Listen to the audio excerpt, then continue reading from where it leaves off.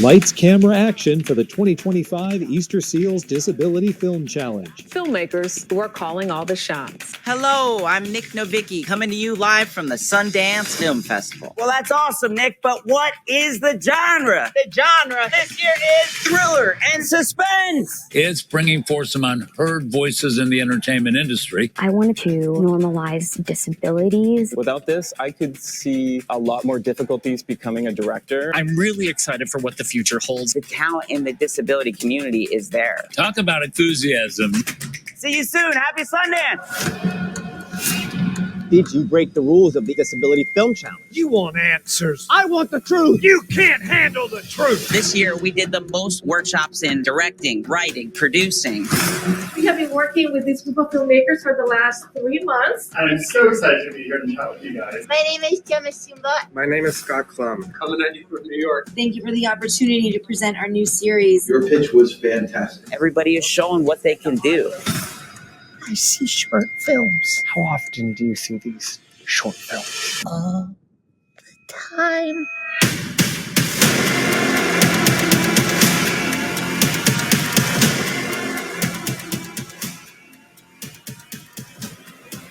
The greatest trick Hollywood ever pulled was convincing the world we didn't exist. And now, we're here.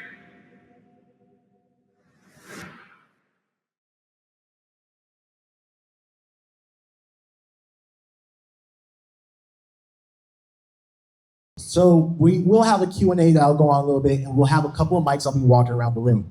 Please do not shout out your questions. Let the moderator actually come up to you, bring the mic over to you, because we are recording this and it's going to be airing on BitPix later. So people at home may have a question that you might be asking here as well. So we want to make sure they hear the same answers that you're getting given right here on site. That being said, please respect your fellow audience members by giving them a chance to ask a question as well. So do not comment their mic, one question per person. Our moderators will direct the way. But on top of that, I want to congratulate all the filmmakers, all supporters for being here, being selected by Holly Shorts. And right now, we're going to bring up a man who is celebrating their 12th year doing the Easterseals Disability Film Challenge, especially here with Holly Shorts, the incomparable Nick Novicki. Come on, keep it going. Thank you so much. Incredible live stream audience. Hello. Thank you, everyone from Holly Shorts for hosting us. For those of you guys that don't know me, I am Nick Novicki. I'm a little person wearing a suit. I have an Easterseals Disability Film Challenge shirt, which we have available if you want. Grab that. I'm also wearing sneakers because I'm a wild man. That's just better for my feet. No, I am the founder and director of the Easterseals Disability Film Challenge. This is an annual film competition where you need to have somebody with a disability in front of or behind the camera. Every year, the genre changes. This was our 12th year. Yes, the 12th year of the challenge. And we had films created from all over the world. We had 125 films. This is people with disabilities telling their story. They own their own films. Many of you out here, you own your own films. Continue to submit. But I do want to give a very special shout out to the winners of this year's Easterseals Disability Film Challenge. They are playing at Holly Shorts right downstairs at 2:30 in the Thriller block. So that's pretty incredible. 8,000 submissions to Holly Shorts this year from around the world. So you're a part of that. But many of you guys, your story, you own your own film, and that's what's going to be able to happen for you. For me, I mean, I've been in this business a long time as a comedian, as an actor. I learned really early in my career I was going to have to make my own content, write, direct, produce, create everything myself, because ultimately I'm 3'10". So if I wanted to be a gangster, I was going to have to play it myself, you know?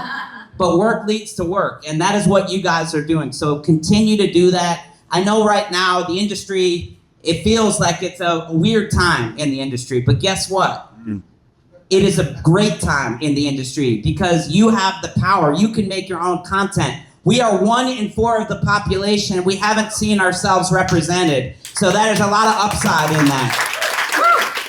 Today is the day where we have the biggest casting directors in the world, billions of dollars of box office in major TV shows, projects that have won Emmys, all the biggest projects in the world, they're here because they're just talking. So today is a casual day. So when we get to the Q&A portion, don't make this about, hey, here's my headshot. You know, we've all been there. Everyone got quiet.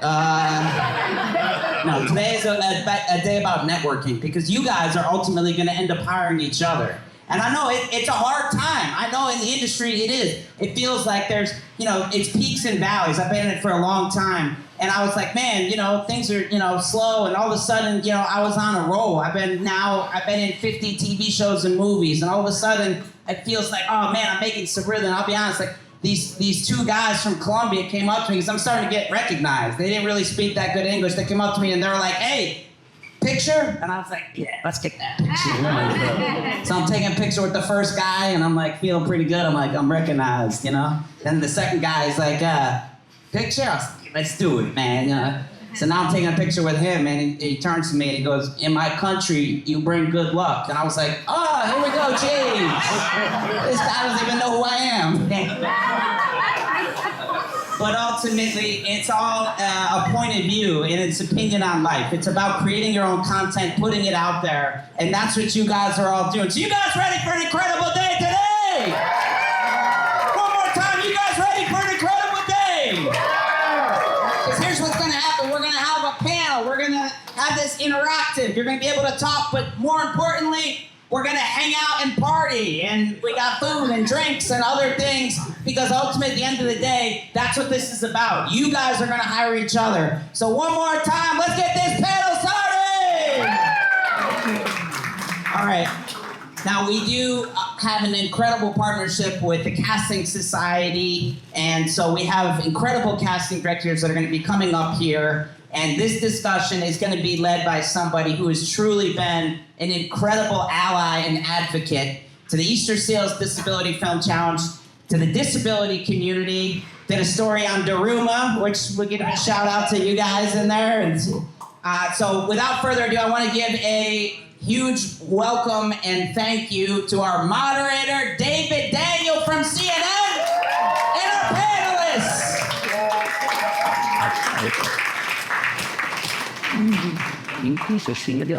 Okay. Good to see everybody. Good afternoon. A lot of familiar faces, which is terrific. A lot of new faces, which is fantastic in its own way.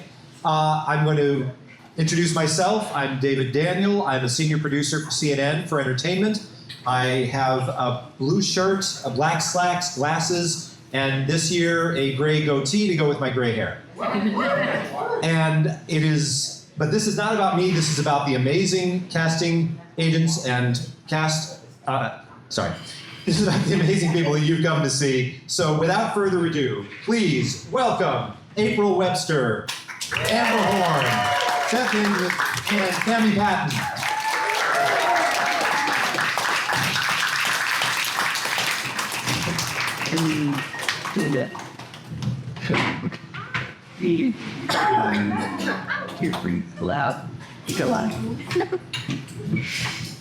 Yes, April's done this before. She knows not to sit next to me because that means she'll go first, and she did it anyway. So it shows how difficult patterns can be to break. Every year, it seems like I summon that ancient Chinese curse, may you live in interesting times. And it is an interesting time, as it always seems to be. But turbulent times are when change happens. It's when revolution happens. And there has been progress, but people with disabilities are still underrepresented and inauthentically represented in a lot of mainstream media. The US Census says 27.2% of the US population has some kind of disability. This year's USC Annenberg Inclusion Initiative just came out this month. 2.4% of speaking or named roles in the top 100 films that came out last year were characters with some kind of disability. 2.4% against more than 27% of the population. And as will not surprise you, not only is that not much different from the numbers when they started doing the study, in 2015. But if you had to guess of those characters, what they mostly looked like, mostly white and mostly male. But progress has been made.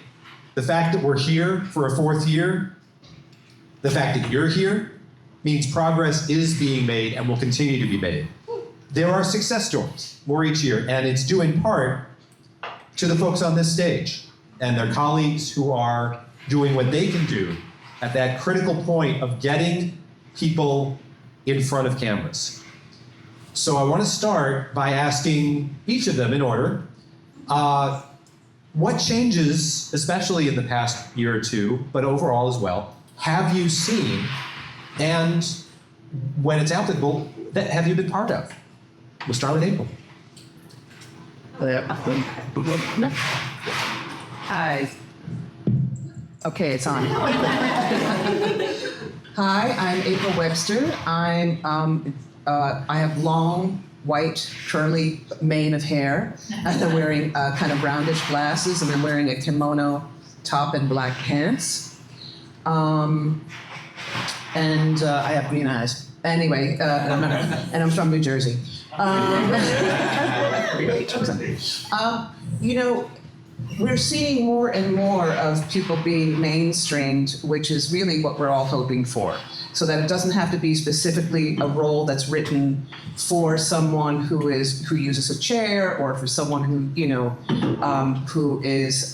who has other pronouns or anything else. We're really trying to cast as authentically as we possibly can, and we're all on point with that. And I think that's, in the last number of years, that's been the really big change, that we're not trying to hire people who aren't authentically having lived that experience. So, that's what I would say as far as that's what some of the changes have been in the last number of years. Also, because we're all remote these days, you should know that according to SAG and a couple of the other, I would say just in general, that you can ask for a Zoom, which means even though we can't be in the room, we can use our mentality and our way of thinking to begin to be able to connect on Zoom. So there you go. That's what I would say in a short amount of time. I stopped that. It always teaches Katie. Just chat. Yeah, everyone make sure your mics are on before. There we go. Hello. Hi, my name is Amber Horn. I'm a casting director. I borrowed this, I really stole it from my mom. I'm wearing bright colors from her Italian cruise she went on. So it's like a long, bright dress. I too have green eyes. I have a lot of gray under my hair, but it's covered with highlights, with blonde highlights. I love to smile, so I'm probably smiling right now. And I'm so thankful to be here, and it's such an honor to be a part of this. This has been like all casting performers with disabilities in roles that are not written that way has always been really important to me. And then I too have been through my own trials and was a full-time wheelchair user for a period of time. I have an astrocytoma in my spinal cord, so I lost my ability to use my legs. And I used to hide my wheelchair behind the casting couch. My business partner, Danielle, used to pick up my wheelchair and put it in the back of her car. I'm doing great right now. I've had chemotherapy in 3 years, so I'm doing awesome. Doing great. Yes. Okay. So I'm doing awesome. I wanted to say that even prior to ever having a disability myself, I was always an advocate, and I work in a lot of children's television.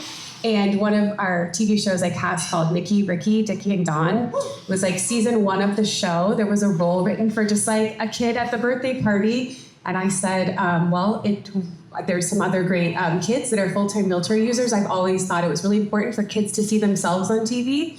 And being a mom myself now, I have a 3-year-old and a 1-year-old, it's really cool for me to see more and more of that in children's programming and animation and everything. So I always found that it was really important to try to tell my writers, hey, it was written this way, but what about these other amazing performers. I've also been blessed to work on a couple shows the last couple years that have had leads, like number one on the call sheet leads, performers with disabilities. We did a show for Apple called Best Foot Forward about an actor who lost their leg to bone cancer in their leg, and so that was really amazing.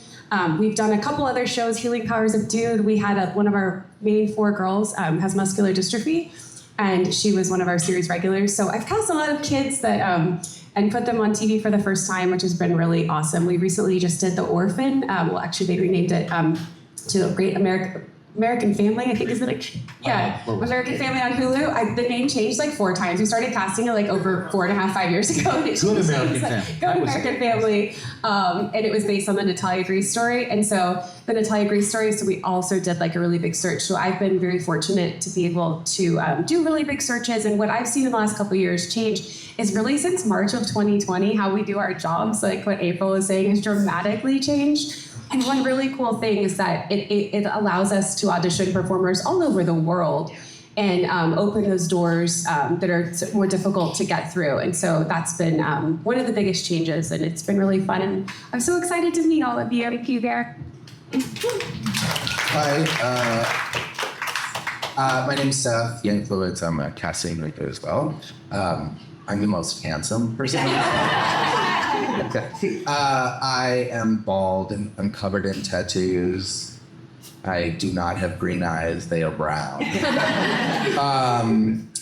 I don't even know the question anymore. Just like what have you last few years? What changes have you seen or had a chance to be part of? Well, I think the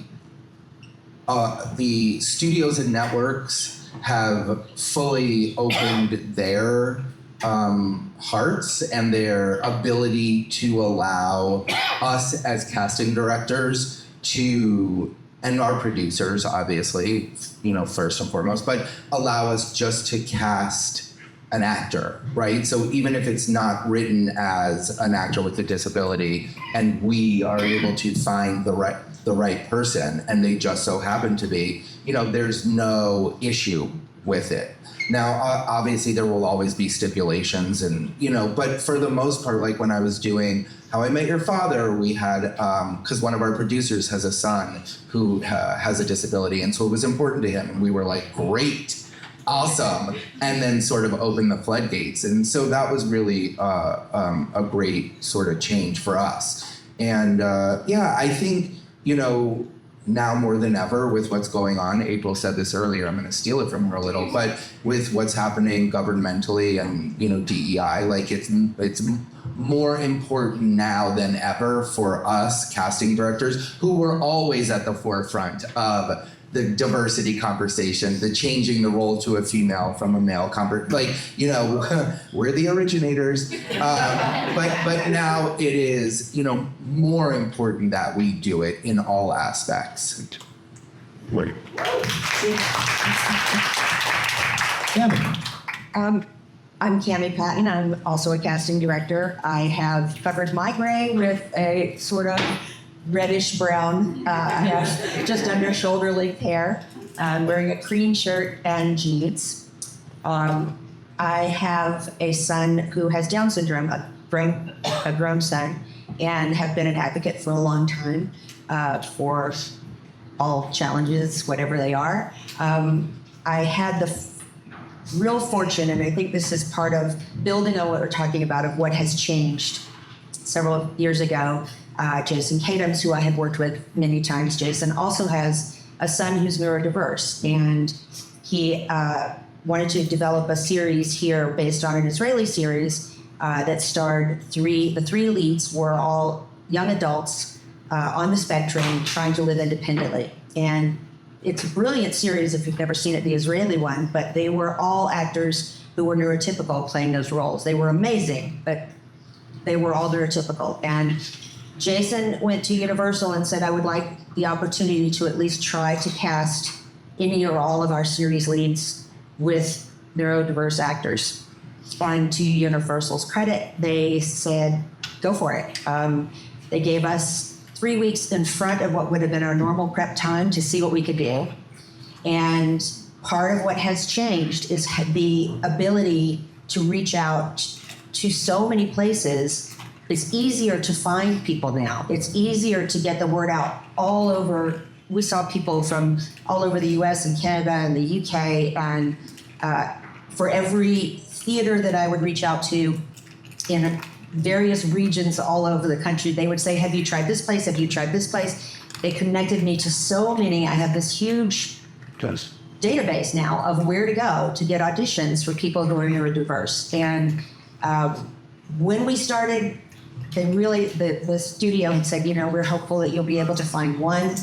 We tested 9 actors for the 3 leads and cast all 3 with neurodiverse talent. Not only that, but because we had accumulated so many people along the way that we liked, for the course of the series, every role that was meant to be neurodiverse was played by a neurodiverse actor. Every extra that was meant to be neurodiverse in their acting class, everywhere they went, were all played by neurodiverse actors. We had neurodiverse actors playing neurotypical roles.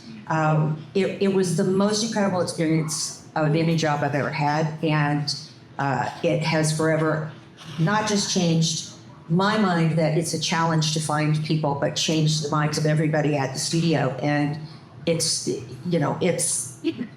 don't know, I think that's the benefit of what's happened in the changes in this world, is that we have so much more access now, and it's so much easier to get that word out so that you know what we're looking for.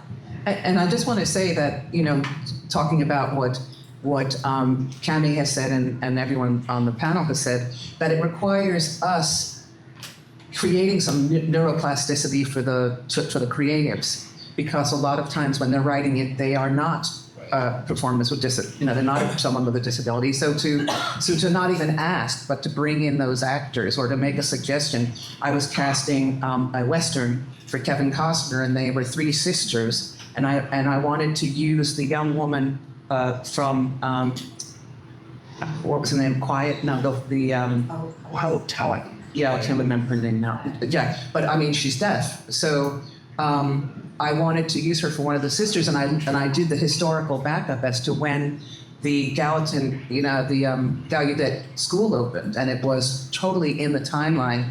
And unfortunately, her schedule didn't work out. But point being is that sometimes we're the ones who have to go to the creatives and say, I'm bringing in, I'm just bringing in these actors. They're all good actors, and then introducing them to some new people. And I love what you were also saying, Cami, if I might comment on that, is the accessibility, because it's not only by agent or by, what connections you have, but these are open auditions that have happened a lot of time. It just puts you in a database. So if that opportunity comes up, it's really important that you take those opportunities to get on those, to get in those workshops. And you don't make a good point. You're working with other creatives. You're not working in a vacuum. Right. You're working with writers, with showrunners, with directors, and you don't, I imagine on different projects, you have different levels of access, the communication is different. Are there instances where it's been easier than you thought it would be, where it's been more difficult than either you thought it would be or you thought it should be? Yeah.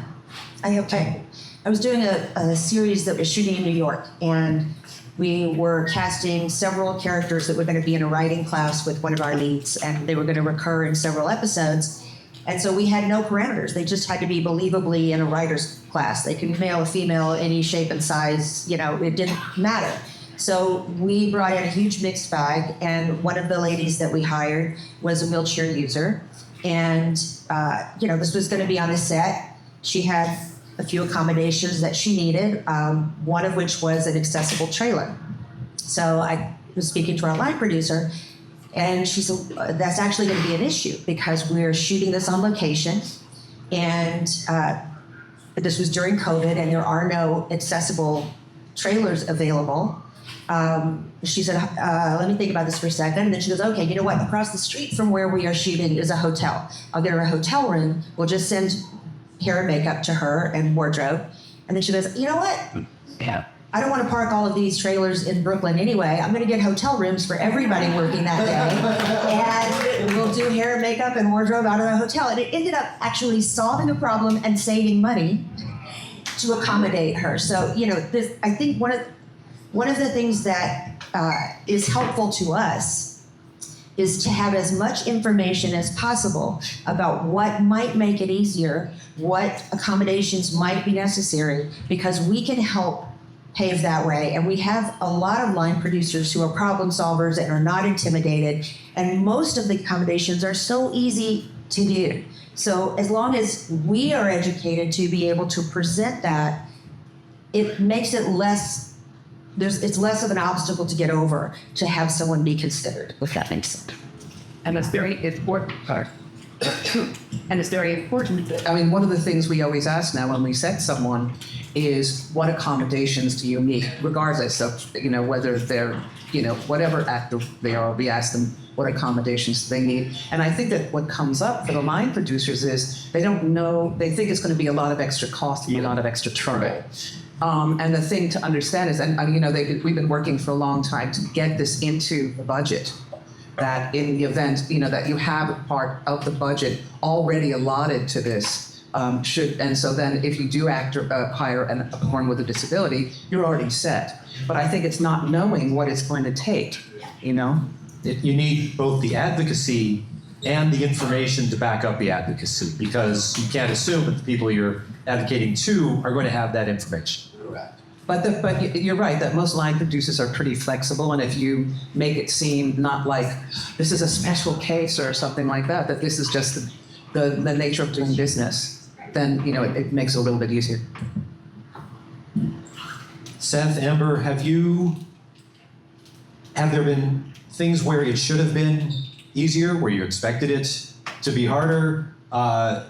Instances where the process didn't go exactly, for good or for ill, the way that you expected it to, or the way that you hoped it would? I love the one. For sure. I've seen both. I think what they were saying earlier about like social media and outreach has really helped us in searching and helped be able to reach out to more people. I've also, to what April was saying on the production side, I've recently been on a couple productions where before we start, they send the cast and crew like anonymous questionnaires to everyone. Have you guys received those? And that's been really helpful. The anonymous questionnaire is for to help you with any invisible disability, they asked that even to send around call sheets with different like font size, the black paper with the white text, and there were all these different things that you could pick. And so I've seen it on our Apple show. I saw recently Disney's been doing that. I do a bunch of stuff for Disney, and they've recently been helping, you know, ask, well, how can we help everyone, not just people in front of the camera, which has been really cool.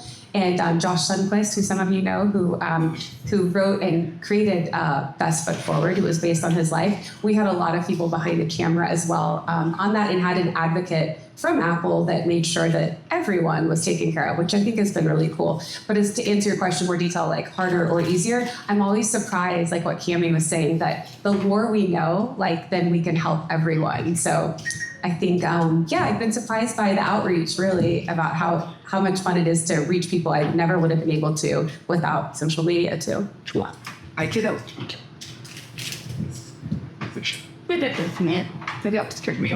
Is it up there now? Okay. I did a movie a long while ago at this point with Sandra Bullock, and there was a young deaf boy in it. And the amount of work it took, because it was the deaf school, and it was Marlee Matlin's Signer, was the only like way you could find young deaf actors. You know, and I feel like, based on what everyone's saying here, you know, it is so much more, it's just, we have availability to find people so much easier that, like, you know, you don't have to, it's easier now. It's easier, do you know what I mean? And it's so much more widely accepted to find people with disabilities of all different types, you know. And there's so many more that are pursuing this career, thankfully, because they realize there's a place for them. So, you know, I think, as everyone said, just to sort of repeat it, like, it's easier for us to find people. How about on the other side of that coin, though? It's easier for you because of the institutions that have evolved and the platforms. What about for people who may not have an agent, may not have an IMDb page? So much is remote, which again cuts both ways. It can make it easier, but you've got to get in the door, at least virtually, first. Go ahead. Oh, I was just look. I say this to young actors when I teach, like at schools, or SAG actors on any panel. But look, obviously, like you guys will have to work just a touch harder, right? Some of us who have things going on, we have to work extra hard to sort of match up maybe with our abled friends. And so I do think working to get in plays, working to make your own content, this is what I wanted to say, is I tell everyone, like, make your own content. Start making your own content. Look around this room. You now have 75 or 74 other people to make content with. And luckily for you guys, as opposed to 10 years ago, 15 years ago, or 27 years ago when I started, like, it didn't exist. It was either an audition or you were done, right? We either watched you on TV or in a movie to find, I mean, obviously we went to theater, but like, there were 3 places to find people. Now there's 80 places to find people. I exaggerate, but I urge everyone to write, direct, act in, put up stuff, take old plays and just make them full of a cast of able and disabled, like whatever you have to do to work and do work so that you can then send out hey, I'm in a play. Hey, I'm at the typewriter theater doing, I'm in a part on. I think really that is truly the best way for non-represented, actors today. We might not like get everyone off of TikTok or Instagram reels, but certainly like if you're doing something amazing and that's where it is, it gets seen. Like the stuff we all like wind up seeing because one person saw it and then like someone posted in the CSA Facebook page, or I run into Amber's partner and she's like, or like her new show's coming out, and so like I have a daughter and I want like we find it, like we find the talent, we do, like it's crazy how many things, but like the good stuff rises and we get to see it. Sorry, that was long. Sorry. Not at all. Go ahead. Oh no, I was just saying, No, it was great. I mean, really, and to add, to piggyback on that, this means that you have to be in prime condition. Yeah. So, even if you're represented or not represented is not the issue. It's like, how ready are you for an audition if you should get it? How sharp are you in your skills? How greased are you? And that could mean getting together with other people and reading a play, or reading a screenplay, and or just so that the words flow trippingly on the tongue. So it's really important to do that. The truth of it is that everyone has a story to tell, and if you have a story that you want to tell that's about what your experience is, everyone's experience is unique.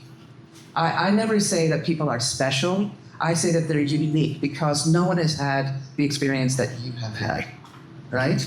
So if you have something that is something you've been wanting to see on TV, or you've never seen it in a film, or you've never seen, then start thinking about getting a writer if you're not a writer, or if you have this idea, and collaborating, because this is how things get done.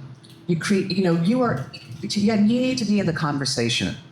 So staying isolated and outside of things and hoping something's going to happen is not what's going to work. It's about gathering together as a community. It's about gathering together your friends to create something together that speaks to what you want to see. So, passion, drive, determination, like everyone can have it and everyone can follow through, to sort of live out their dream. Yeah. TLDR, it takes individual initiative and it takes a village. Yeah. And as you noted, this is just a fraction of the village that you've got working potentially for you and with you. We all can't be Nick Novicki. We all can't create this massive apparatus that has benefited so many people. But it does take both a community and that individual, not only the talent, but the determination. And simply by being here today, you're part of that determination and that community. Let's throw it open to some of you for some questions. Please, let's make them questions, it's more of a master's thesis, Do we have, and try to laser it in so we can get as many people as we can. Right. The more concise, the more people we can hear from. Hi, great panel. We've been doing this for, I guess, the 4th year now. Every year there's actually more successes that we see on the screen. I know that with, there's a person with a disability who plays a doctor in a show called Pulse, I believe. Yes. What are some other successes that over the past year or so we can say, hey, look, this is really happening. We're making an impact over the past year. So impact over the past year in shows, movie and TV. Well, and most of them, when you begin to see people on mainstream shows, I think in Amsterdam, they also had a little person who was a doctor as well, who then called his mother and said, "Mom, I'm playing a doctor on television," and it was a speaking role. It was like a real part of the ensemble. So the more that you begin to see it, the more that it layers on to other mainstream shows. Is the doctor people on shows like we need more? There was a Disney Channel movie this year. I think it was called Out of My Mind. Amber Seeley directed that. Amber Seeley directed. Amber Seeley, I hear, directed that. Is the doctor on the bit who's neurodiverse, the female doctor, is she neurodiverse? The block? She's like the strawberry blonde. I mean, she's a huge series regular. Yeah. Huge, with a huge storyline. Yeah. And you're gonna, it cuts both ways, right? It's important to see these individual examples, and yet you also need a trend. So thank you. Well, I was gonna say, let's start at the back and work our way forward maybe? Make sure people at the back get heard. Hi guys, thank you for being here. My name is Kelly McNeil. I'm the writer and producer of Daruma, starring this guy here. It's on Tubi now for free. Can you say that again, because you were speaking so quickly? I'm so sorry. My name is Kelly. I'm the writer and producer of Daruma, which stars John Lawson here. It's now on Tubi. But my question is regarding a bill that is being passed, or it's actually going to be on the ballot in New York. It's an accessibility bill. And I don't think a lot of people out here know about it.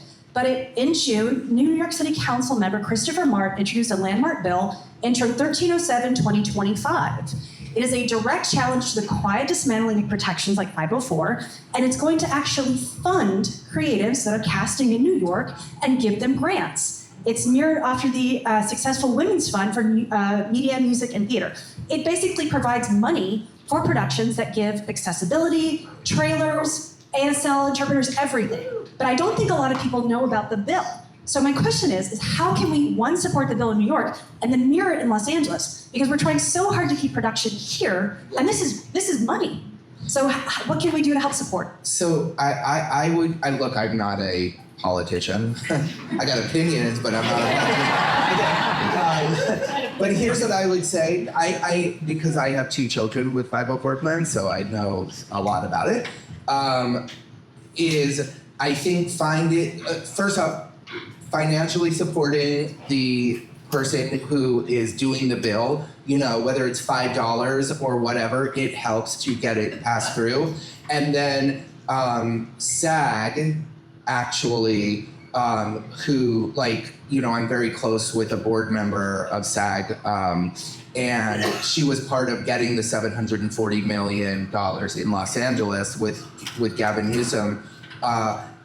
It will take people to bring it up to SAG and then SAG to bring it to the politicians here. I guarantee you, if it is passed in New York, it will come here.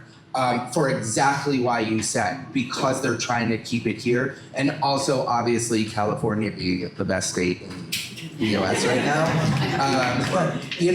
But I think it is smart to talk about it and share about it and, document it. But eventually it'll be SAG, to be in sort of talks with SAG to help promote it. I would also make sure that you contact your representatives and write to them and just say that, you understand about this bill coming up in New York. It's something that we need here as well because of all the cutbacks that have been going on. So contact your council people, contact your senator, write to Gavin Newsom's office. And to spearhead something yourself. If it's something that we want to work on, then call SAG and ask how you can contribute other than financially. If there's other ways that you can support the bill. See if there's a documentary filmmaker who would take on the cause with you. That's a great idea. Start producing a documentary about it.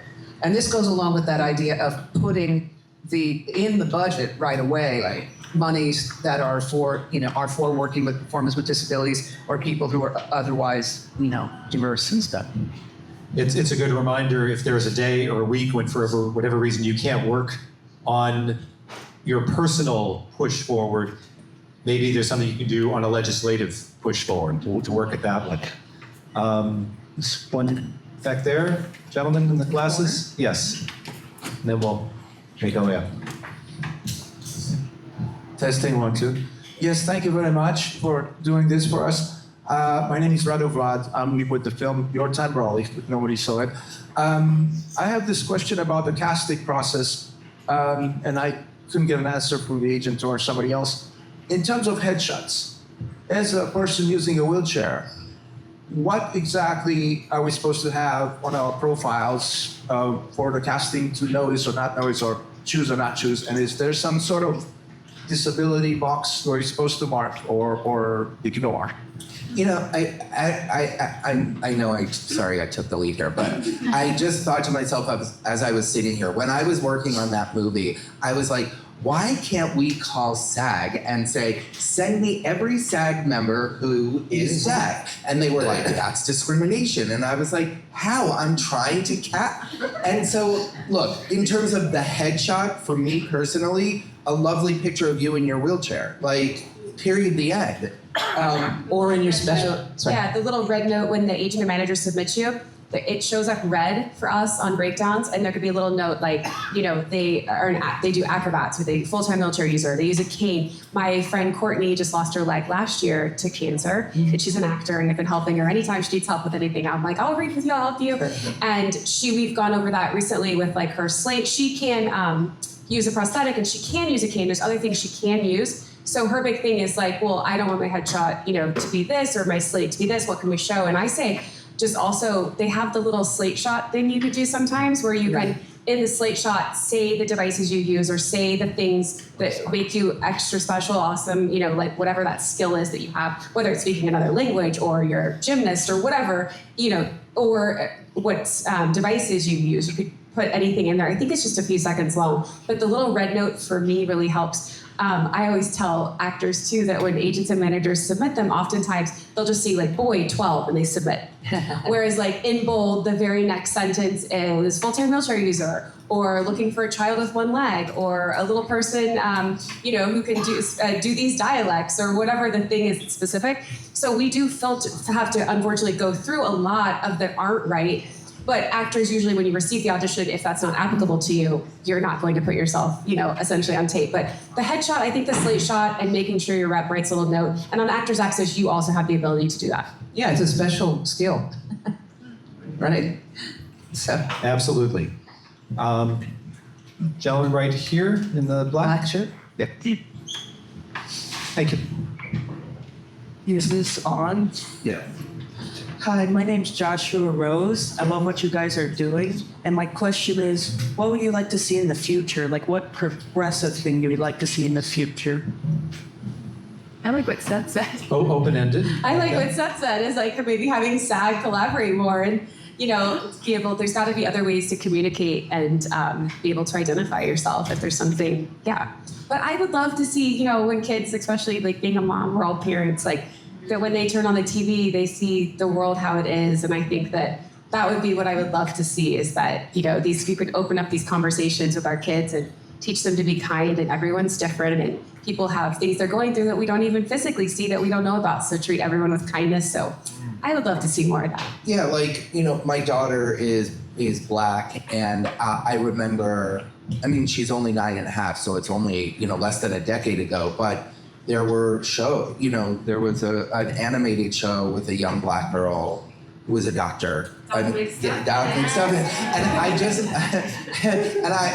just, we would sit and watch it, and I just, look, anything that can show representation and more of it, and not in a this show is about a deaf person, but just a show and the person happens to be deaf, a character.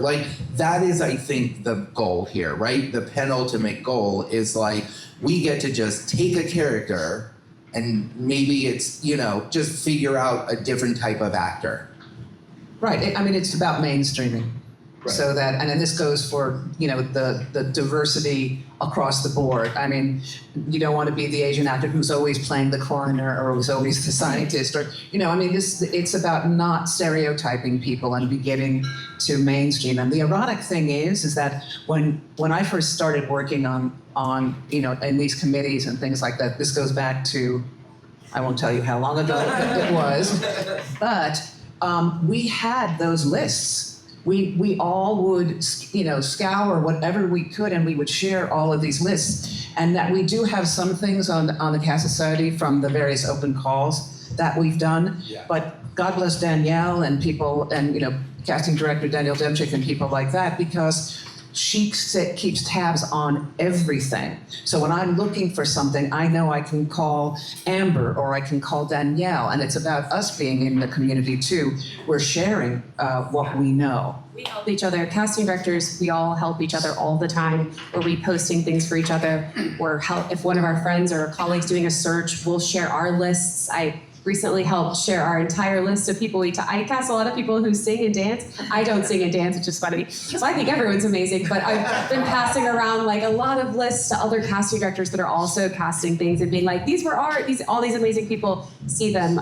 But yeah, I feel like having more access to each other all the time would be awesome. Okay. Oh gosh, so many people waiting a lot of time. She's had her hand up the whole time. Yeah. Oh, yes. Absolutely. Thank you for noticing. Up front here.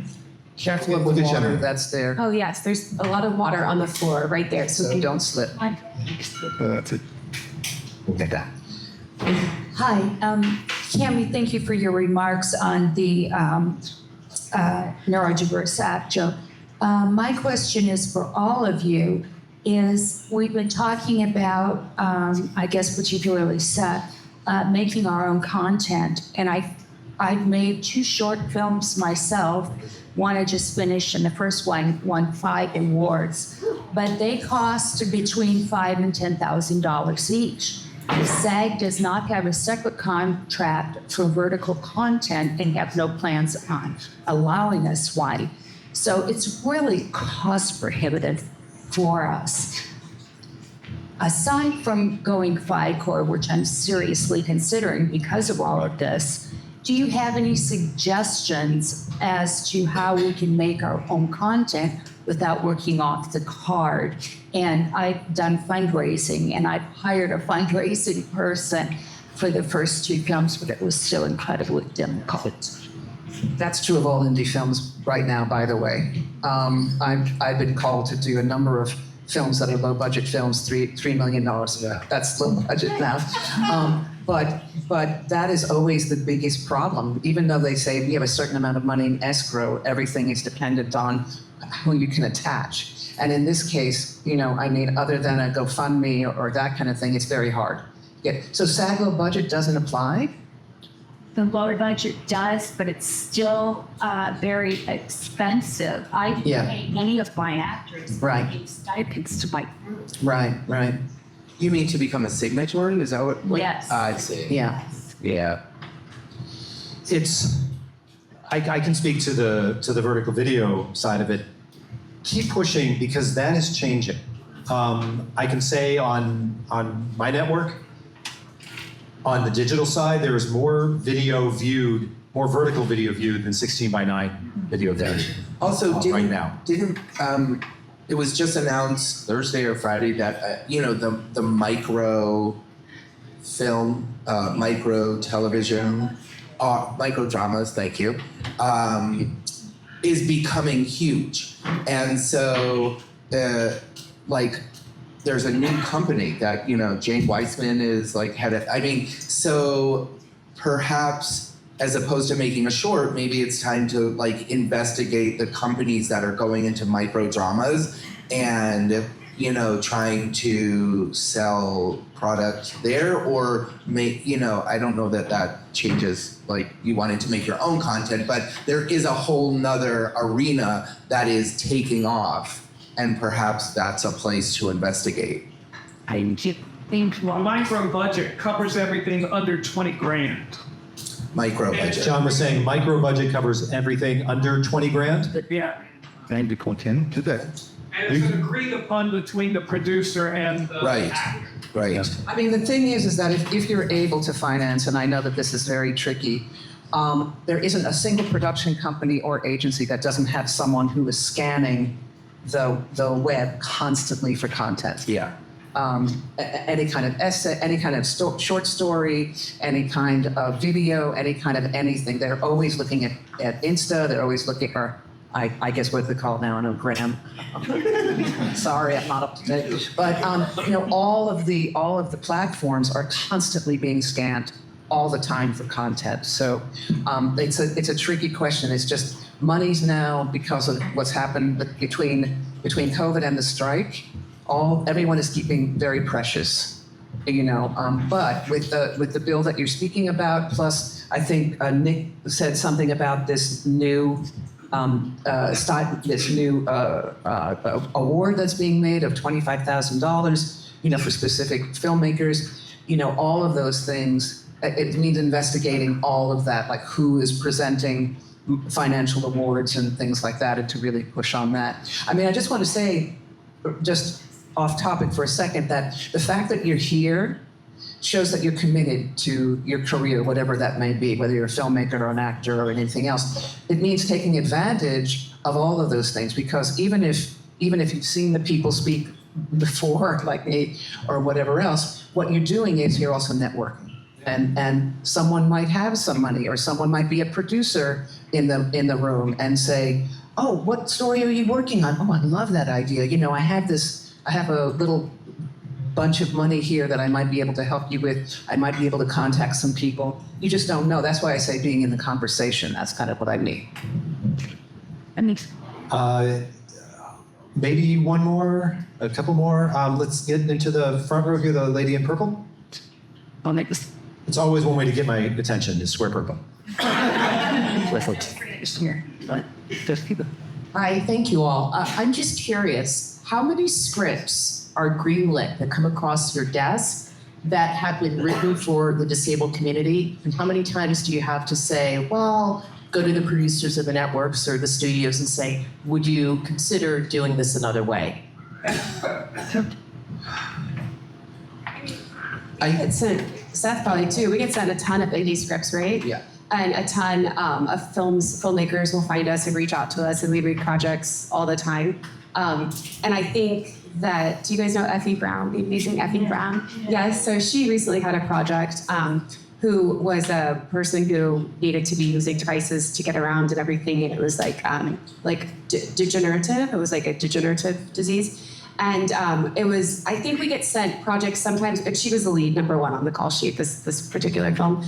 But we do receive quite a few indies, but unfortunately, like what April was saying, we're at a point where we have to attach actors to get financing, to get money to make the film. So there's a lot of projects that have come through our doors, I'm sure I can speak for everyone, that never get off the ground because they never get fully financed because we don't have the right XYZ actor that's attached that secures our financing.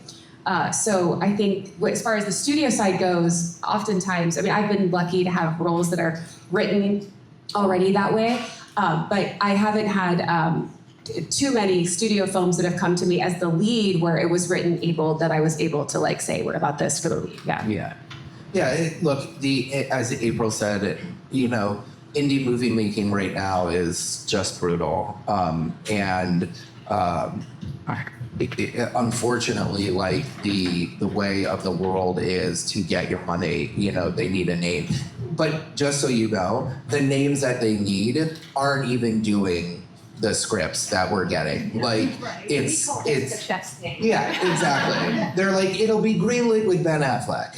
Like it doesn't. We're trying to educate it. Yeah, it's so interesting. Like they probably see this too. Like on one movie, a name means something, and on the very next movie, that name doesn't get the film financed. So for us, we're in the dark as well. So often on like what actually means, collectively a group of actors. So it's ever changing for us as well. Yeah. Yeah, it's so crazy because from one indie to the next, whoever's the financiers, they'll send a list of the people that they want, and you go, why is she more valuable than this person? Why is he more valuable than that person in terms of getting financing? And it's like a mystery half the time. Like we see it sometimes in like foreign territories. They'll say like in China, this actor means this, and we want to do a pre-sale of whatever in this territory. And so sometimes things like that are wild, like so interesting to us because we're like, gosh, why hasn't been a name here since like the late 90s or whatever, right? You can always tell when it's a foreign financer because it's like, get us Billy Zane. And you're like,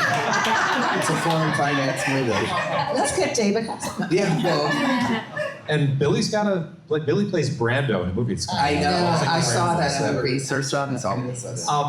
We're going to wrap this part up. The panelists will be here for chatting with afterwards. Just as one final note, I loved the response when something like Out of My Mind or Doc McStuffins was mentioned. Remember, you are not only a part of this industry, you're part of the audience.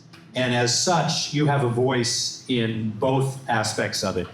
Keep using that voice, use this community, and keep coming back to events like this. Thank you so much for being here. And thank you to the panelists. Once again, April Webster, Amber Horn, Seth Yanklowitz, and Tammy Pack. Yeah, start posting on the shows that are using performers with disabilities and just post on all your social media, Didn't mean to have the last word, but take it away. No, one more time. How about this incredible panel right here? We're gonna take a photo real quick with the panel, and then we're gonna take a photo with everybody, because those of you that know me know I like my group photos. Hang on. And how about a round of applause for this incredible photographer, Charlie, over here? To everyone at Holly Shorts, HR Camille, Shirley, Lexi. And the crew. Nothing like this comes off without the people mostly behind the scenes who are making this happen. Thank you to everybody who helped make this happen. All right, so ladies and gentlemen, we're going to take a picture first, and then we'll take the group shot with everybody here, the entire crowd. Once we get to that, we're going to let everybody exit the room in an orderly fashion so we can make sure everybody gets out safely. But first, we'll take the group shot with the panel. I know. It was brilliant. That's for much. All right, so